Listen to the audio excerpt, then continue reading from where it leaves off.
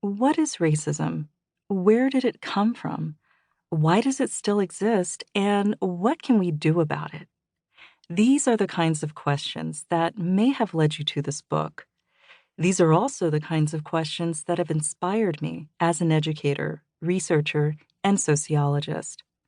Over the course of my career, I have spent years studying racism and the struggle against racism in this country and in Europe as well.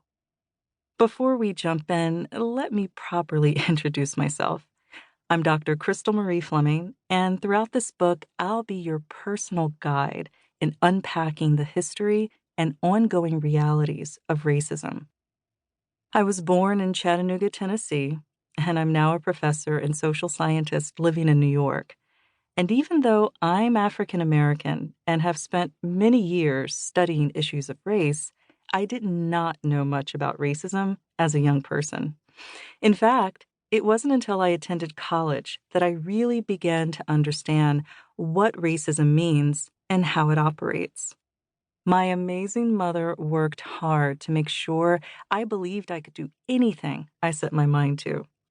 For Mom, this meant shielding me from racist beliefs. But it also meant that I grew up almost entirely unaware that racism and other kinds of injustice shaped the world around us and our experience of it. I still remember the first time I consciously realized I was Black. I was in the second or third grade in elementary school. I had recently been admitted to the gifted and talented track because of my high achievement scores. One day, the teacher, a young white woman, called on me to read a passage from a book. When I finished reading, the teacher told the class that she liked how David, another kid in the class, and I pronounced the word "unt." We both said it like "unt" instead of "ant," like most of the other students. I looked at David and then looked at myself and realized that we both had brown skin. That was the first time I really thought about the fact that we were the only Black students in the class.